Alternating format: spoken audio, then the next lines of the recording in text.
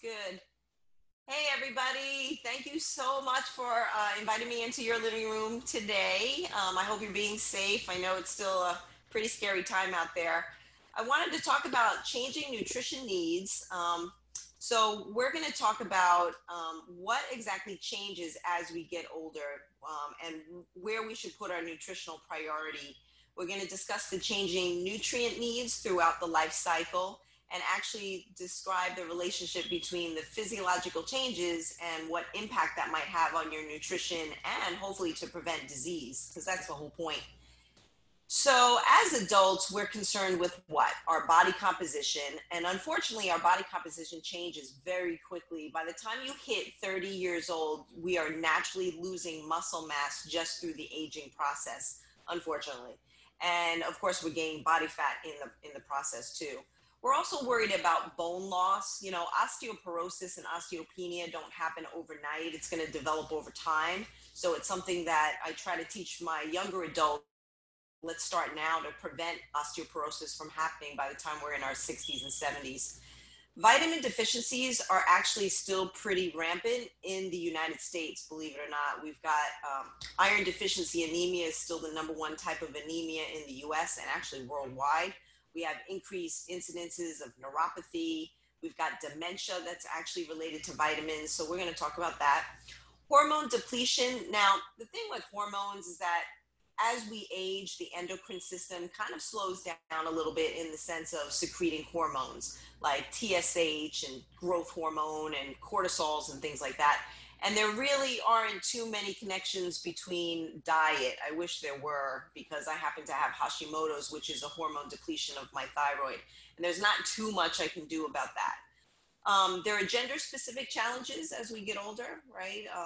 My husband is going through some BPH right now, and that's very unpleasant for him. Of course, I already hit menopause, and that wasn't fun. We've got increased risk of diseases and conditions. So I'm going to give you some of the good news and the bad news. Now, this is 2016 data. Now, as you can see, our lifespan is increasing. That's a great thing, right? So let's see, for females, we're living on average 81 years old and men 76 years old. But the bad news is when you look at this chart on this side, we still have cardiovascular disease as the #1 killer. And then we've got cancers, we've got fatty liver disease, we have stroke, etc. So although we're living longer, we're seeing, higher incidence of these things.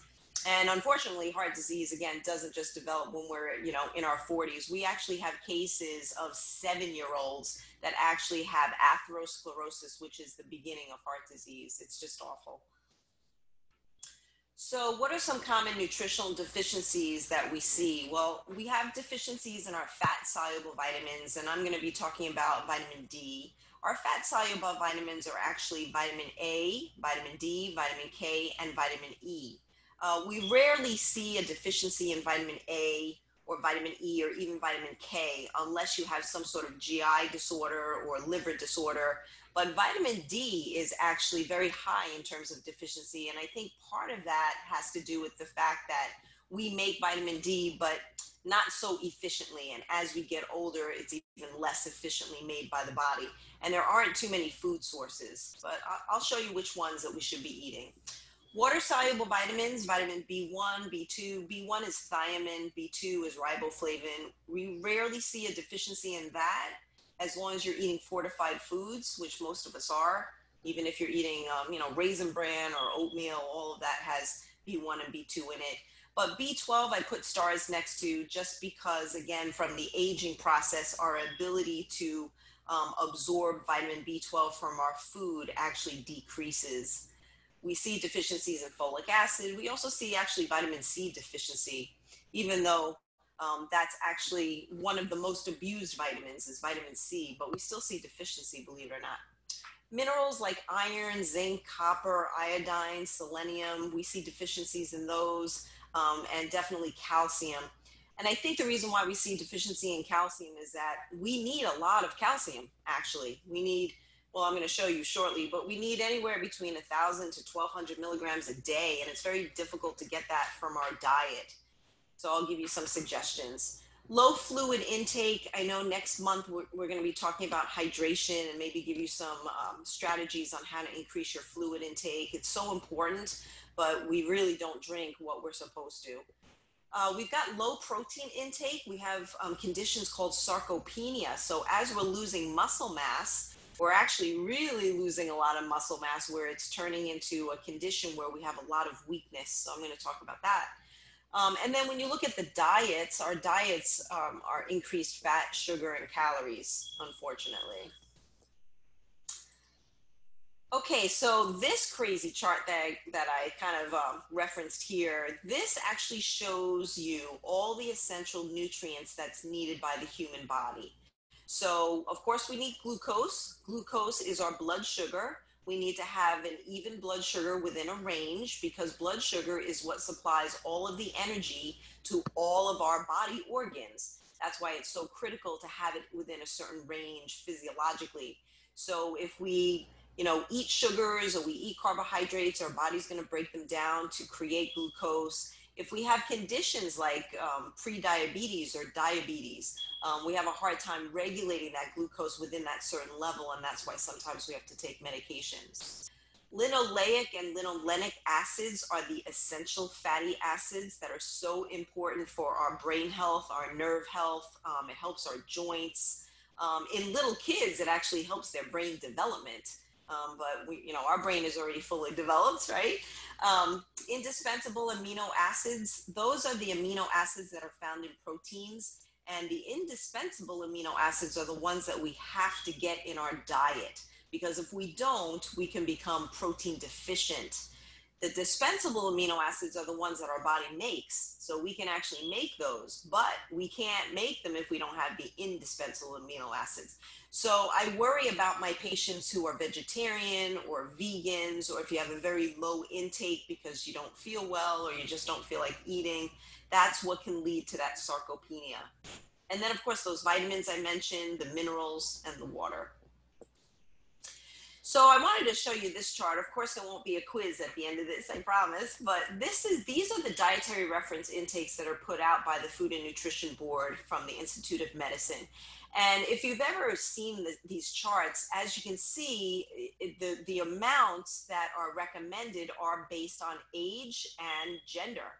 So this is telling you right here and now that there are certain things that are going to change as we get older. Some things we need more of, some things we need less of.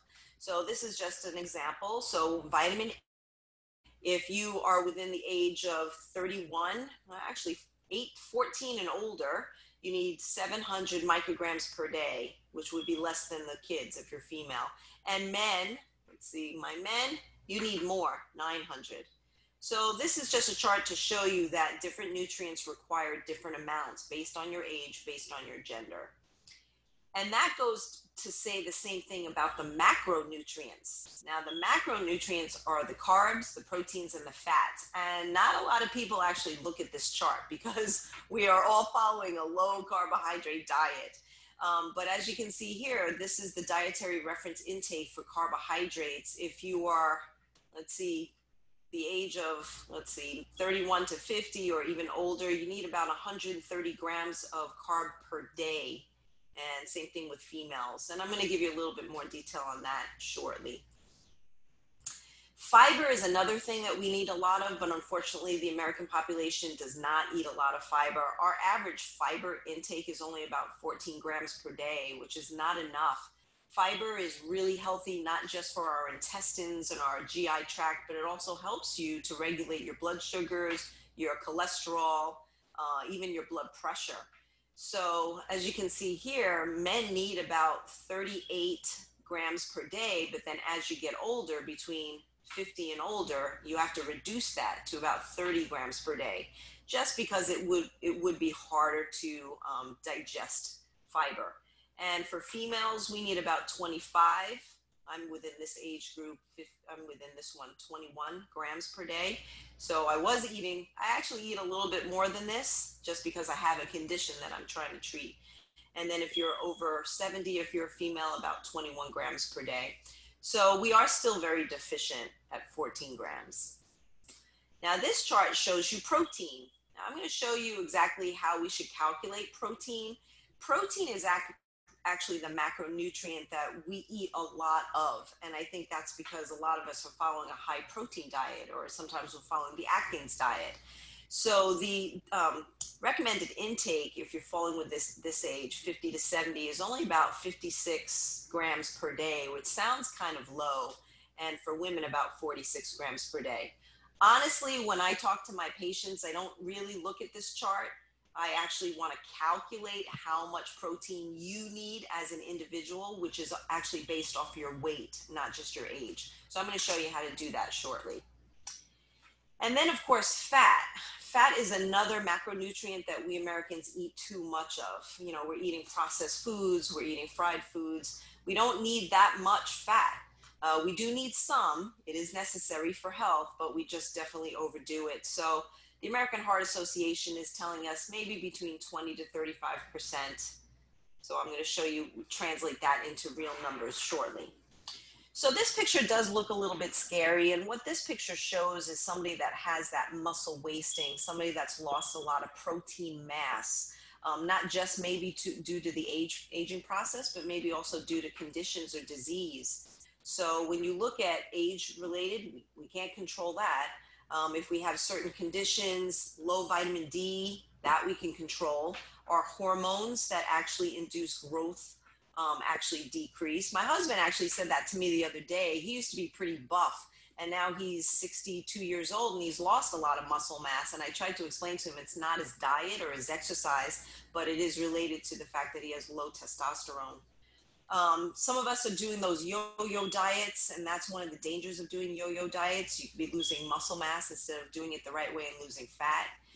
We might have some conditions that actually increase our inflammatory cytokines, people that have any kind of cardiovascular disease or cancer, or even autoimmune disorders like rheumatoid arthritis, Crohn's disease. You have a lot of these cytokines that actually break down muscle. All right, so other things that we are doing that cause muscle loss is some of us aren't eating enough protein. So we have two spectrums. We have a group that is eating way too much, and then we have a group that's not eating enough. So the best thing to do is try to calculate how much you're supposed to eat and then kind of go from there. So I'm going to show you how to do that. Also, restricting carbohydrates. Now, again, we've got two groups. We've got a group that restricts carbs too low because we're following this low carb diet. Or we've got the other group that's doing too many carbohydrates, and then we have an overweight obesity issue. So we have to stay within our carb intake. Too low fat, too low in calories, following fad diets, and of course, certain medications and conditions also waste our muscle. So how should we actually gain muscle mass? Well, we do it through our food and through exercise. Now, you don't have to worry about some of these things, but I want to go through some whey protein, leucine, vitamin D, protein. These are the nutrients that are needed to build muscle as we get older. So you can estimate, and maybe if you're a woman, you could estimate your intake to be about 60 to 80 grams of protein per day, and men about 80 to 100 grams, 120 grams of protein per day.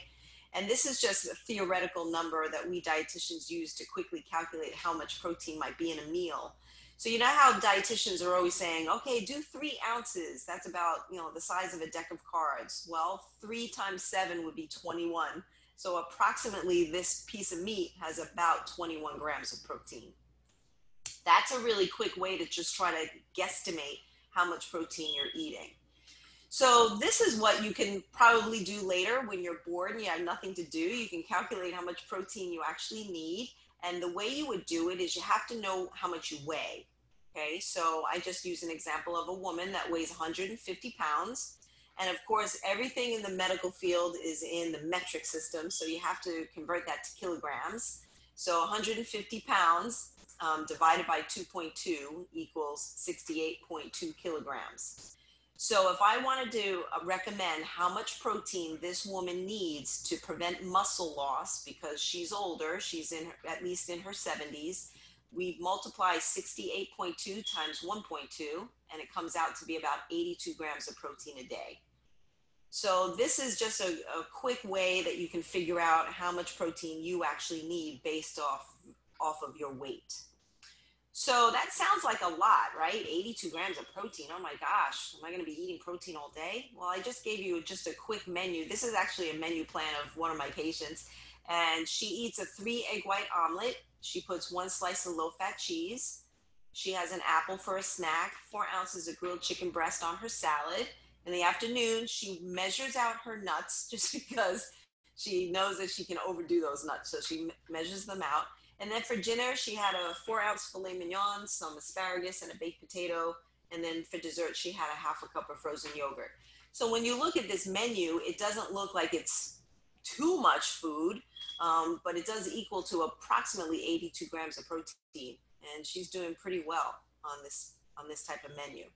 So the best thing to do is if you're worried about your protein intake, you've got to start documenting. That's the only way you know how much you're actually doing.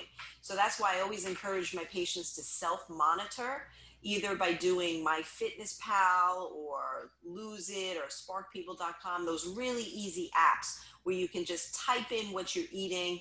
And I know it's a little cumbersome in the beginning, but once you get the hang of it, it's very easy because the food that you type in there usually gets saved, and then if you keep eating the same thing over and over, it's there already. And all you have to do is click on it, and then you get the objective number staring you in the face saying, you only ate 50 grams of protein today. Well, if you need 82, you've got to work on that. And maybe a way to work on that would be to add a protein shake, or maybe maybe she could change her snack to have maybe apple with some peanut butter, because that'll give her some protein. Or maybe she can add a protein shake in the afternoon. So that's the only way you really know how to change your diet, is you have to kind of figure out what you're doing in the first place.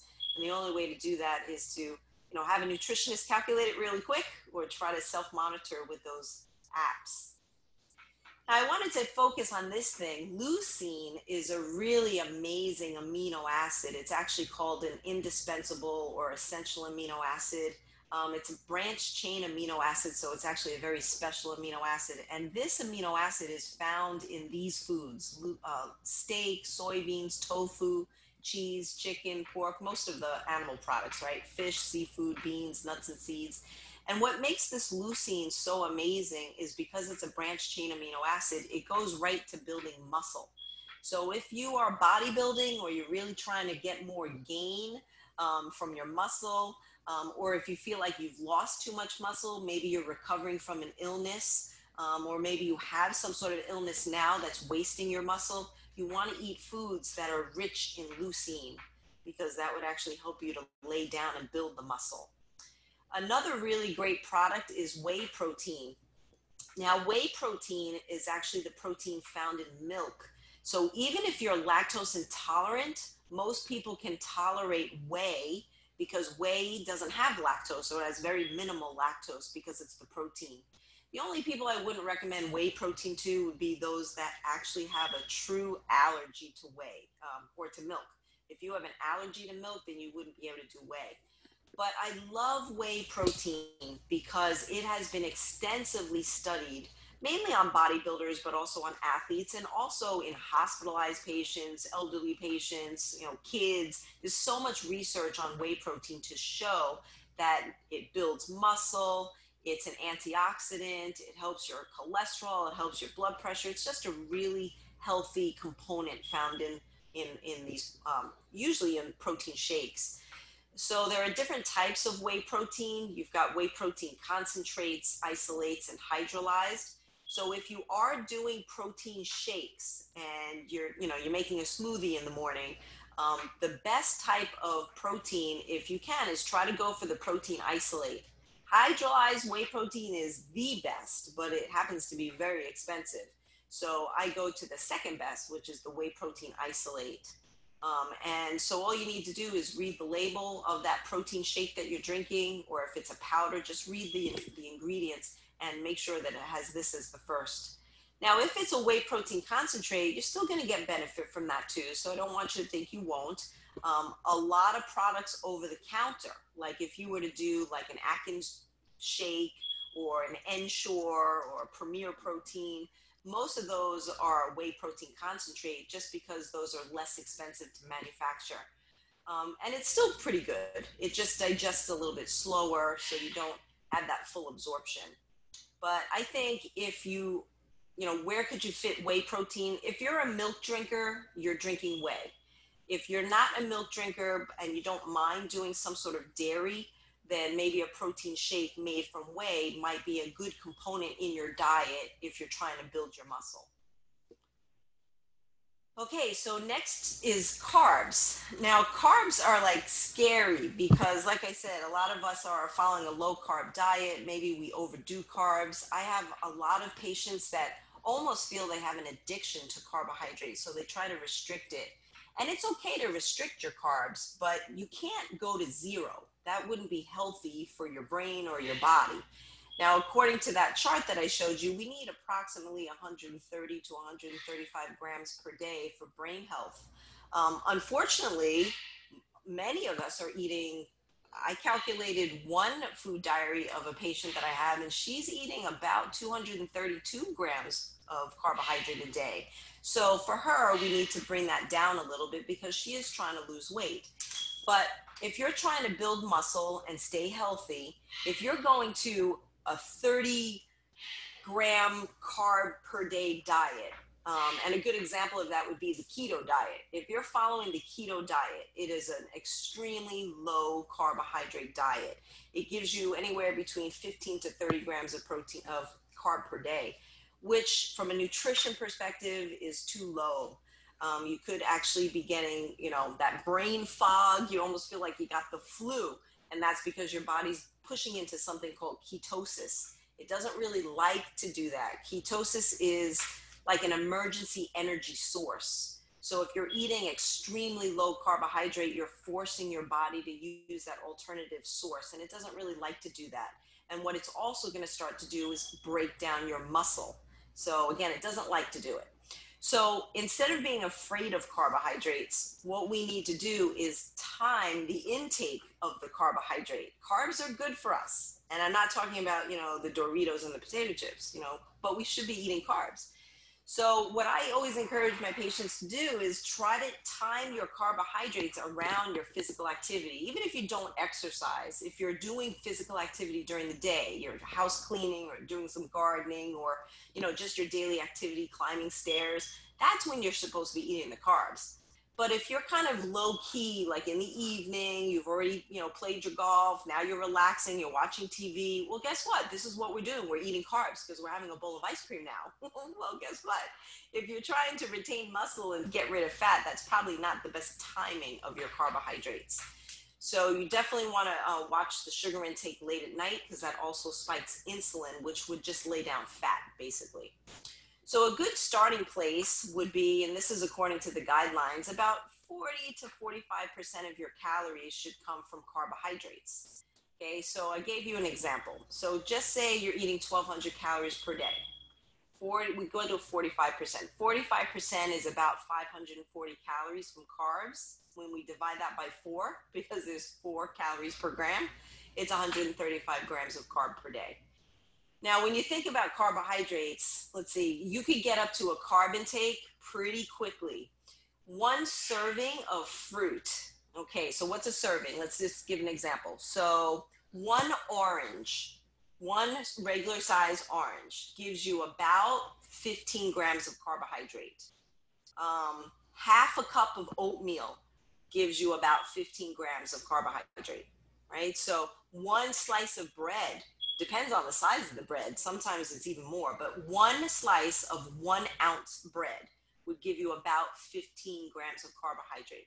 So this is why you can see we add these carbs up so quickly because it's the biggest food group. Fruits, vegetables, dairy, and of course the starches, beans and peas, those are all carbohydrates. So it's such a large food group, we tend to overdo it.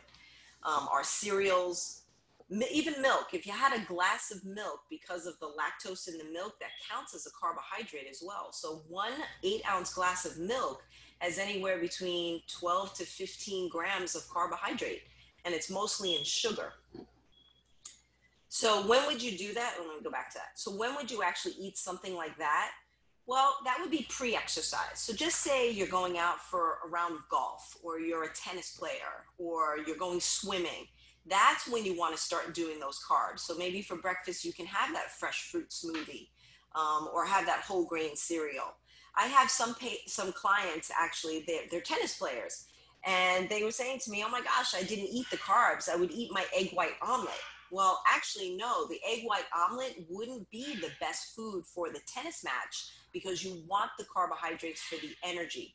So what she did was she changed that to oatmeal and some fruit, and she keeps winning her match. So she must have a lot more energy, which is great. So this would be the pre-exercise carbohydrates. So this is just an example, maybe some oatmeal, maybe some pasta, maybe you're playing, golf in the afternoon, so your lunch should have some pasta or some noodle soup or an English muffin. So the point is, eat your carbs around your exercise. Now, there's also something called recovery carbohydrates. And recovery carbohydrates, what those do is replenish the glycogen in your muscle so you don't burn your muscle. So here you are, you're playing tennis or you're bodybuilding, and then, you're exhausted and you're not replenishing the muscles. So the best thing to do is you do want to consume a little more carbohydrate about 1 hour to 2 hours after your exercise. Now, don't overdo it. That's unfortunately what we do. So good example is, okay, you're playing tennis and you already had your breakfast, you played your tennis, and now it's around lunchtime. Great. Maybe for lunch, you can have a little pasta and chicken and maybe a piece of fruit, right? So that's how you're actually using the carbs around your activity. But then you got to worry about dinner time. Okay, well, you're done with exercise for the day, but there's still dinner. And of course, there's still, dessert. So you still have to make sure you're not overdoing the carbs. And that's unfortunately what we're doing. We might even time our carbs, but then we kind of blow it at the next meal.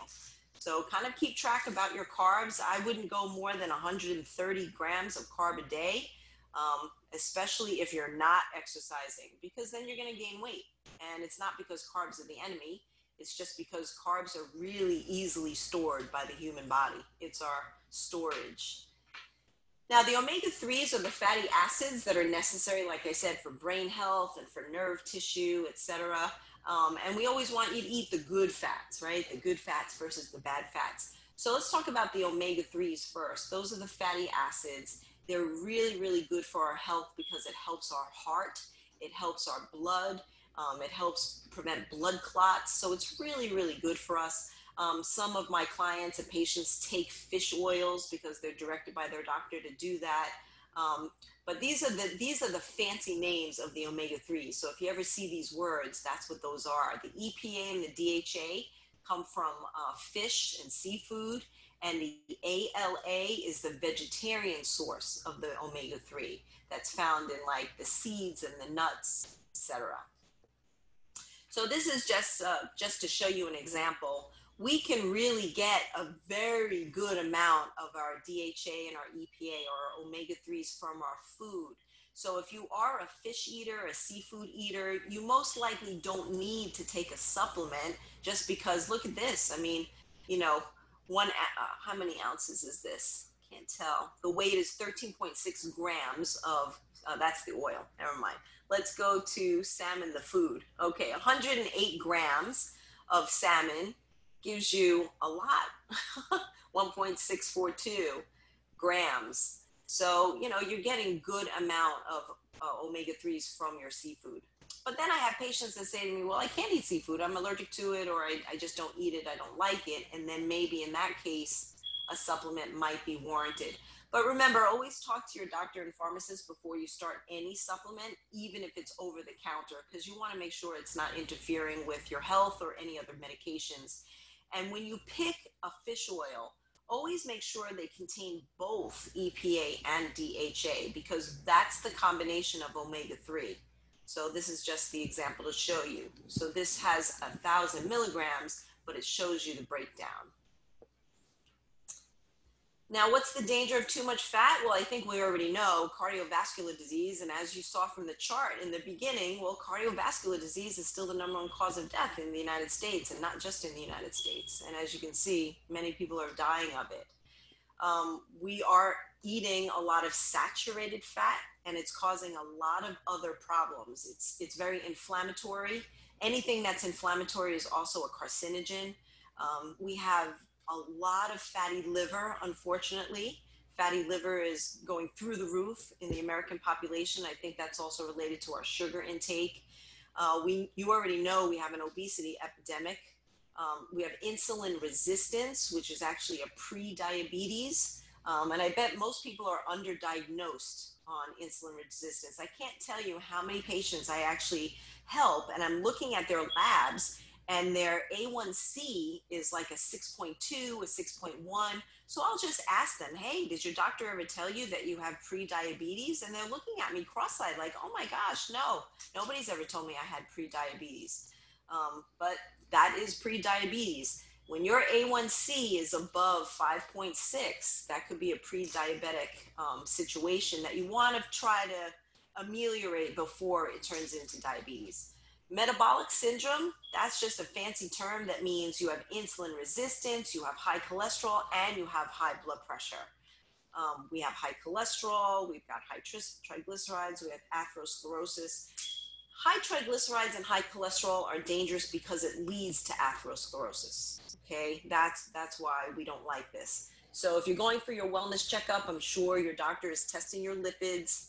What's interesting about triglycerides is that it's not just related to fat intake, it's actually related to sugar intake and alcohol intake. So if you have high triglycerides, those are kind of the dietary things you want to think about: lowering your fat, lowering your sugar, and getting rid of your alcohol. Unfortunately, if we gain fat and we gain it here around the abdominal area, that is a really dangerous place to carry it. So what we try to do in the field is we always encourage our patients to take your waist size. And if you're a lady, you want to be no more than 35 inches. And if you're a man, no more than 40 inches. We used to do this little trick in the hospital. If you can pinch an inch off your side, that probably means you have some sort of insulin resistance and you need to work on that. And the way you would work on that is to lower your fat and lower your total calories and carbohydrates. This is a pre-insulin condition, a pre-diabetic condition. Now, I know you guys have that in body. I think that is an amazing tool because it will actually measure what your total body fat is. And, you know, there are different ranges for body fat. And as you can see, again, it's going to change as we get older. Oh, man. I remember when I was in my 20s, I had no problem losing body fat. Now that I'm in this age range, it is so hard for me to get to, you know, I'm in a normal body fat range, but I'm in the high range. And it's really annoying me. I'm trying to get lower, but it's just really very difficult. So you want to stay within this range. Having high body fat is dangerous for you because that's what leads to all the comorbid health conditions. All right. Fat is not just an inert material. It's actually an endocrine function, and it causes inflammation and it causes disease. So as you go up in body fat, you're going to go up with your body composition status and get into these ranges, which are pretty dangerous. Okay. And here, men are typically lower in body fat anyway. But as you can see, it's going to change. So I have patients. Let's see, I have a patient right now that I'm working with. He's about 78 years old, and he has a 42% body fat. So that's a pretty dangerous place for him to be. All right, this is just a chart from the American Heart Association. I think they just did a really nice picture of what we should do. And a lot of this we already know. It's not that this is something new, except for coconut oil. I know that there was a big time where everybody wanted to do the coconut oils. They thought that was a better oil. And I have to say, it's still not endorsed by the American Heart Association. When you look at different countries that use a lot of coconut oil, like the Caribbean, India, they have one of the highest rates of not just diabetes, but also heart disease. So that's why it's not condoned. I know coconut oil is very high on the keto diet. So just be careful, use that sparingly. Still, olive oil is one of the best oils. Avocado oil, having your salmon, your nuts. So this is the category we want to eat. Doesn't mean you can never have butter. And thank goodness, because I'm English, I'm going to have a little butter. And I do like cheese, but unfortunately, a lot of us eat too much cheese. This is stuff that we can have, but keep it limited just because it's saturated. And then, of course, I'm trying to be realistic. This says lose it, but there's no way I'm never going to eat a donut. But are you going to eat donuts every day? That's most likely not the right eating pattern. So just as a reminder, these are the good fats. You want the omega-3s, the omega-6s, the olive oils, canola oil, avocado oil, walnut oils, flaxseed oil. That's what you want. You want to limit the saturated fats like the butter, the margarines, the spreads. Okay, so that's just what I said. Now, the one thing I definitely want you to stay away from is trans fats. Trans fats now is on the food label. Thank goodness it's on the food label. At one time, it wasn't on the food label, but it's something that you want to keep as minimal as possible. If you can get it to 0, that would be even better. So if the ingredients have hydrogenated oils, that means it's going to have some sort of trans fats. Trans fats are really bad for us because it not only raises the LDL, which is the bad cholesterol, that's what leads to the atherosclerosis, but it also lowers the HDL, which is the good cholesterol. So it's a double whammy. And what's really sad is that I remember back in the 80s and 90s when margarine was really hot. I worked on the cardiology ward in the hospital, and we're like, all right, take away all the butter, and we were replacing it with margarine. Oh my gosh, that was just as bad, even worse actually. So really try to get rid of the trans fats. Trans fats are actually totally man-made in the laboratory, and the body doesn't quite know what to do to break it down, and that's why it causes a lot of health issues. So where would you find trans fats? You would find trans fats in a lot of processed foods that have hydrogenated oils. So if you're buying cakes and you're buying, chips, kind of like the snacky kind of foods, that's where you're going to find the trans fats. Okay, and also margarine. So if you're not a butter eater, or if you're trying to reduce your saturated fat and you want to get to a different type of spread, might want to do a spread that's heart healthy, because the heart healthy spreads actually use an ingredient called a plant sterol that's good for the heart. So it looks like margarine, but it's not. So a good brand might be Benecol. You've probably seen that in the supermarket. Nature's Balance. Those are all good spreads. They're not butters, but at least they're spreads. So the saturated fat is also something that's not so good for us. Saturated fat is found in all animal products. So it's just how much of it is what the difference is.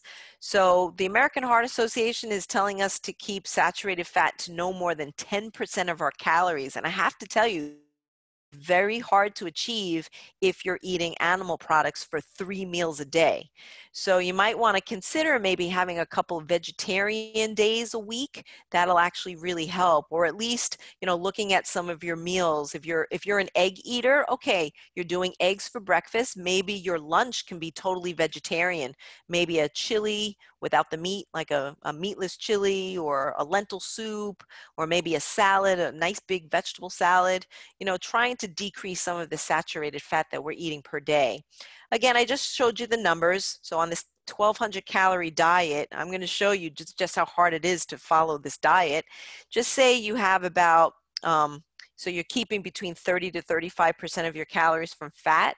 That only allows 40 to 47 grams per day and only 13 grams of saturated fat a day. That's not much. I mean, look at this, even just in our nuts. Okay, so even nuts have saturated fat. So this is like an example. Your almonds, about 163 calories for only 1 ounce, by the way. And 1 ounce is about 24, it depends on the size, anywhere between 22 to 24 nuts. So if you're sitting there with a whole bag of almonds, you're not doing yourself a favor, because not only are you getting a lot of calories, you're getting a lot of total fat. And you just can't say to me, yeah, Lil, but it's not a Snickers bar. At least it's an almond. Okay, but it's still a lot of fat. It's got 12 grams here of unsaturated fat, the good fat, but it still has some saturated fat. Where would you get most of the saturated fat? You get it from your meat products. So that's why nutritionists and doctors are always telling you, do the lean meats, right? The turkey, the chicken, the white pork, do the lean. If you do beef, you got to make sure it's the expensive stuff. You got to do the tenderloin. If you're doing the ribeye or the prime rib, that tends to have higher saturated fat. So this is just an example. per 100 grams, which again isn't a very big size. And then if you're a milk drinker, this is another reason why we're always saying try to do the skim milk. I have a lot of patients that want to go to the 2%, but I try to show them the difference, because in and of itself, when you're looking at it, you're like, well, it's only 3 grams of saturated fat. Okay, but if you're trying to keep to 10%, you only need 13 grams per day, and you want that piece of steak for dinner, then how about maybe the compromise is going to a skim milk, right? So at least we're lucky enough to have choices. And to get rid of milk altogether, doing an alternative would be great too, like a soy milk or an almond milk, because those would be lower in saturated fat. Now, cheese is another big problem. We like our cheese. We Americans like our cheese, but it's very, very high in fat. The harder the cheese, the more fat, actually. The softer the cheese, the less fat. So if you're trying to watch your saturated fat, do a softer cheese and maybe get one that is made with 2% milk or skim. I know it's not as fun.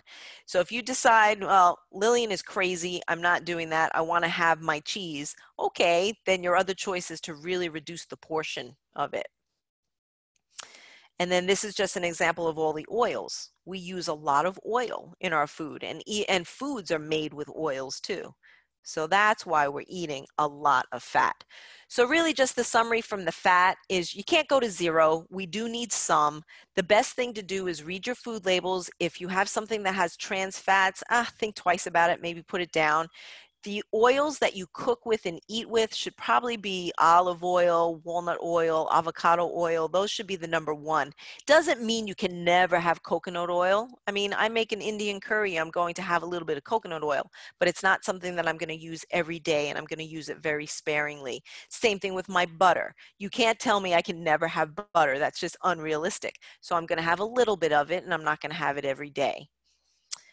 All right, the other thing is our bones. We worry about our bones as we get older because we tend to lose our bone mass as we get older. Just like our muscle mass, we're losing bone. And the reason for that is our body has to grab calcium from the bones if you don't eat enough calcium. So what influences bone health? Well, of course, genetics is everything. Your endocrine system or your different hormones. But as you know, as we get older, our hormones are waning. Nutrition, our lifestyle. So let me show you. This should definitely be part of everybody's wellness checkup. I'm sure it is. By the time we get to be, 50 years old and older, this is something that probably should be on our wellness. This is called a DEXA scan. It's just a bone scan. It looks like an x-ray. You kind of lay down and this machine just, goes across your body and it comes out with a report like this. And it's easy to read for the doctor because it does the red, yellow, and green. So obviously if you're in the red area, that's a more dangerous condition.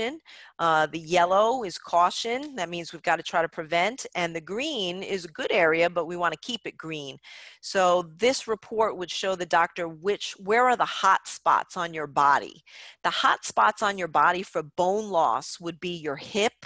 That's why there are so many hip replacements, your knees, your clavicle, believe it or not, and your spine. And, when you're getting older, you're trying to be as flexible as you can, and now you're getting bone fractures. It's a really dangerous situation. So what are some things that actually cause osteoporosis? Well, alcohol will do it, hormones or lack of hormones, any kind of oxidative stress, certain medications. I take lots of steroids for my asthma, and unfortunately, that's increasing my risk of osteoporosis. Any inflammatory conditions, so if you have IBS, like irritable bowel syndrome, you have Crohn's disease, celiac disease, rheumatoid arthritis, lupus, fibromyalgia, all of those are inflammatory conditions, which actually increases your risk of osteoporosis. Low calcium intake, low sun exposure, low peak bone mass. In other words, what's your skeleton like? Did you have a frail skeleton to begin with? Smoking, genetics, lack of exercise, all that contributes.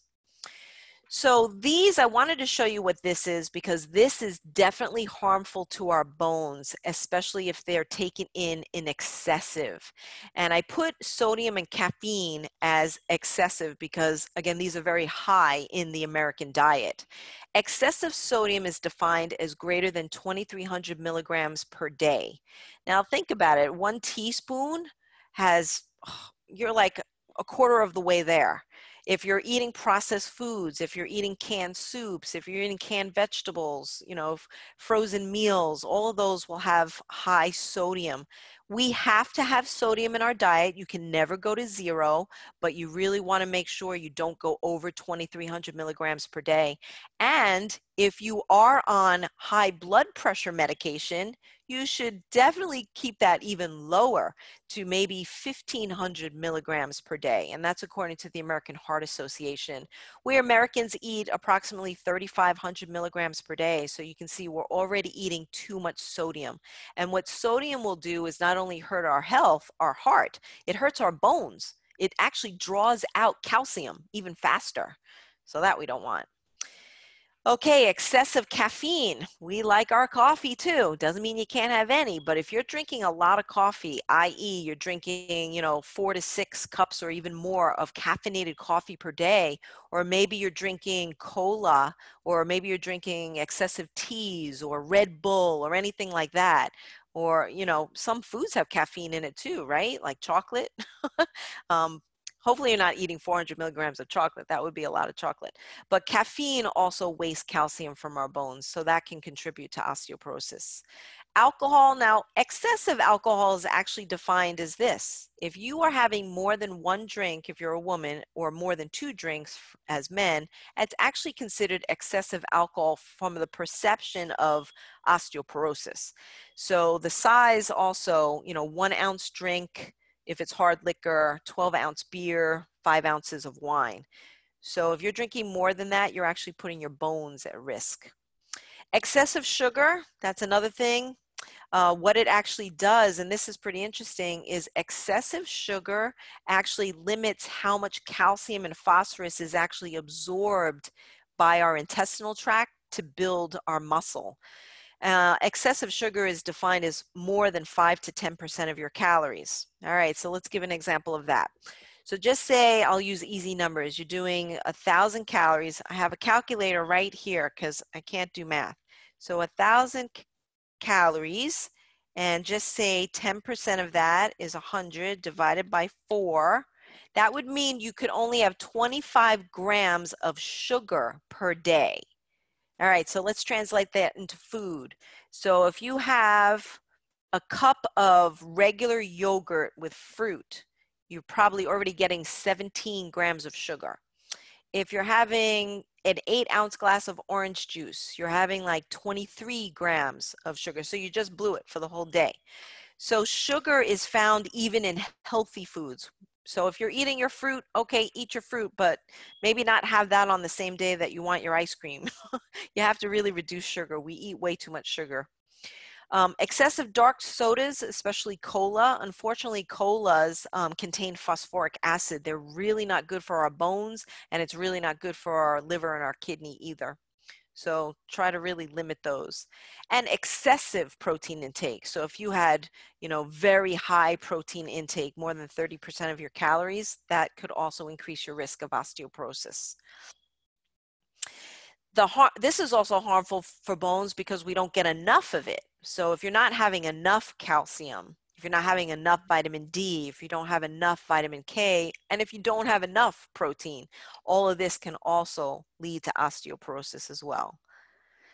So this is how much calcium we're supposed to have. And as you can see, it's based on our lifestyle, our lifespan, right? So if you're falling within this range, let's see, I need about 1,000 milligrams per day. This says upper limit. That means I don't want to go higher than that. And then for vitamin D, which helps calcium to absorb, I need 600 and not to go higher than 4,000. So that's why this is really important to look at, because look at this. Actually, I'm in this range. Sorry, I looked at the wrong range. 51 to 70 for females, I actually need 1,200 milligrams of calcium a day. Okay, so give you an example. If I need 1,200 calcium, 1,200 milligrams of calcium per day, that would mean I would have to eat 4 6-ounce cups of yogurt per day. That's a lot. I'm not going to eat 4 cups of yogurt a day. That's just a lot. I'm not a really big milk drinker, so I'm not getting calcium that way. So, you know, for some people, you might have to think about a calcium supplement.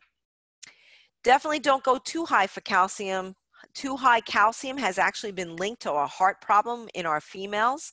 It can also harden soft tissue, so you don't want to go crazy with calcium. These are the top 4 calcium-rich foods: dairy products, tofu, soy milk, fish with bones, although who does that anymore because that just gets stuck in your throat. Seaweed is pretty good. And I gave you a little example here. I like tofu, although I don't eat too much of it just because of my thyroid gland. But half a cup of tofu, 510 milligrams, that's pretty good. Dried figs, 230. Look at this seaweed. Seaweed is so good for you. 900 milligrams in half a cup. Some beans. Okay, so it could be possible to get it from your diet. I think it would just require a lot of work, though. And then vitamin D, we can't take that for granted. Again, even though we make it, this is just that fancy diagram to show that we make it from the sun. It's called the sunshine vitamin. Unfortunately, we're not efficient at doing it.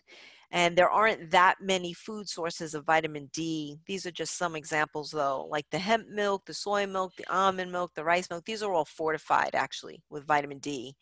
Orange juice, fortified. Raisin bran, 3 ounces of salmon. Now, salmon is a natural source of vitamin D, 447. Cod liver oil, who does that anymore? But that would be nice, 1360. 3 ounces of tuna. Okay, so as you can see here, there aren't very strong sources of vitamin D, and that's why most of us most likely need a vitamin D supplement, and that's why doctors are now testing vitamin D. They have been for a while. Now, anemia and neuropathy make me nervous too as we get older, just because we can't absorb it as efficiently. Vitamin B12, this is just a fancy diagram to show you that when we eat food with B12, it has to be cleaved by the acid in our stomach, and then it has to combine with an intrinsic factor. Then it goes to our intestine, and then it absorbs. So it's got to go through a physiological process. So first you have to think about, well, what foods have B12? Well, all animal foods. So unless you're a vegan, even if you're just a vegetarian and you eat eggs, eggs will have B12. Seafood, steak, chicken, those all have vitamin B12. If you're eating just beans and rice and vegetables, you're not getting any B12 from your food. So now you're eating B12. Well, if you have any stomach issues, if you're taking, let's see, Tums, if you're taking PPIs like omeprazole or Nexium, all those things are going to affect B12 absorption. And then that's a problem. It can actually lead to neuropathy and anemia. I actually have a patient, or I had her in the past. She at the time was referred to me by her doctor for anemia, and he kept putting her on iron. And I'm like, why are you putting this lady on iron? First of all, she's postmenopausal, she's in her 70s, and you're giving her unnecessary iron. Did you ever test her B12? Well, he finally tested her B12, and her anemia was coming from the fact that her B12 level was like in the 200s, which is really low. You want to be in the 700s at least. So once he saw that, he's like, okay, let's give her some B12 injections, and then her anemia went away. So anemia is not just iron, it's vitamin B12, it's B6, it's other vitamins. So these are some good food sources of B12. But I think my point I'm telling you about B12 is that if you are 50 years or older, definitely make sure that B12 is part of your wellness checkup. Have the doctor test it. And you want to look at the range. The range of B12 ranges from about 200 to about 1100. It depends on the lab. And if you're in the 200s or 300s, that's showing that you have low B12. And even though it's not out of range, it's still on the lower end. And I'm kind of uncomfortable with that. And if you're on any kind of acid reducers, I'm really uncomfortable with that. So you might want to consider taking a vitamin B12 supplement. This is just an example of some B12 in foods. This kind of surprised me. I didn't realize that clams were so high in vitamin B12, even though some people don't eat clams. The other thing that I think about as we get older, what also changes? Well, our cognition changes, right? Our ability to think and remember. That actually, it doesn't mean that you're necessarily getting dementia or Alzheimer's, but we do want to take care of our brain health and our nerve tissue. So looking at our diet, a Mediterranean-like diet has been shown to be healthy for our brain and for our cognition. So this is the Mind Diet. I know I had a whole lecture on the Mind Diet, and all the Mind Diet really is like a modified Mediterranean diet. So it's promoting us to eat green leafy vegetables and other vegetables, nuts, berries, beans, whole grains, fish, poultry, olive oil, and having a little bit of wine. And red meat is actually unhealthy. Butter, cheese, pastries. So this isn't a surprise, right? Because we already said, well, too much pastry has hydrogenation and trans fat. Fried food, too much saturated fat. Too much sweet, so this kind of makes sense anyway. So on the Mind Diet, you want to eat green leafy vegetables at least 6 servings a week. All right, so what's a serving? So if you have a nice spinach salad, 1 cup of the spinach is 1 serving. If you decided to have like cooked spinach or cooked kale, half a cup is 1 serving. So it doesn't take much. If you need 6, that's not much. Half a cup, that's not much. Other vegetables, at least 1 a day. So you can still add your broccoli and cauliflower and carrots. Nuts have 5 servings a week. And remember, 1 serving is only 1 ounce. Berries, 2 or more servings a week. So what is a serving of berries? Anywhere between 3/4 of a cup to 1 cup. So that's good.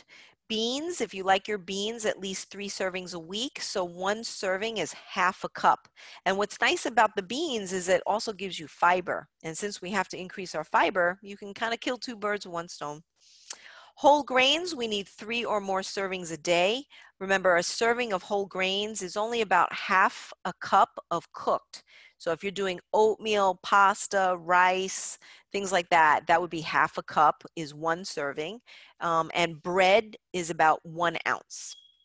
Fish once a week, even though the American Heart Association says we should be eating it a little bit more. But for our brain health, at least have it once a week. So whether it's tuna, salmon, tilapia, whatever you like. Poultry, this was interesting. They actually said poultry was good for our brain, and that's because it's very high in tryptophan, which can be good for our brain. Having it 2 times a week is what they recommend. Olive oil as your main cooking oil, and then 1 glass of wine a day. So we're not overdoing it. So I think really with everything that we talked about, the whole, just to summarize it, is each stage of the life cycle is associated with a distinct set of nutritional priorities. So what we're thinking about now in our 50s, 60s, 70s, 80s is not what we were thinking when we were teenagers, right? That would make sense.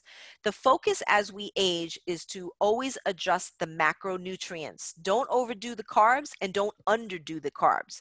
You need to have about anywhere between 50 to 130 grams of carbohydrate per day. You need to watch your protein. You don't want to overdo it because that's not going to be good for your, for your heart or your kidneys. But unfortunately, we're finding we're not eating enough protein in some cases. Our fat, again, the 2 groups, either eating too much or not eating enough. Our micronutrients, which are the vitamins and minerals, we should actually be looking at that. Now, vitamins and minerals aren't typically tested in a wellness checkup because it's expensive. And, doctors have to kind of, give a reason why they should be testing it. B12 and vitamin D, that's justified. But now if you wanted to test vitamin C and folic acid, most doctors wouldn't do that. So maybe you can look at some other alternatives. Maybe a nutritionist can order it, or maybe a chiropractor, or maybe just talk to your doctor and say, look, is there any way we can look at other vitamins like folic acid or vitamin A, and just have the conversation and see if it can be ordered. I think that's one of the advantages of the group that I work with. I work with a surgical group. So because they had GI surgery, that is justified to test their vitamins. And I always tell my patient, you're an advantage. I have to test your iron and your vitamin A and your folic acid. I have to, because you had surgery on your stomach and your intestines. So that might be another thing that you talk to your doctor. If you have Crohn's disease, celiac disease, if you have irritable bowel, if you have ulcers, things like that, just say, hey, look, is there any way I can test more of my vitamins? So definitely go for your wellness checkups and screenings. Screening is another thing. And I know that with this COVID, our screenings have gone down because people are afraid, and I kind of get that. But remember, if you're up for your colon screening, your mammogram, your prostate exam, that's really important because you want to catch any issues early before it gets to a stage that's more terrible. Stay physically active. We know that's going to be good for our flexibility, our emotions, our body. It's just whole body health to be as physically active as you can. Don't hurt yourself. Of course, you have a whole fitness center and very talented people to advise you on what you need to do. Stay mentally active as well. Staying mentally active, maybe doing crossword puzzles or, even video games, believe it or not. So if you like to play, with different apps, that actually has been shown to help our mental acuity. Read books, keep mentally active.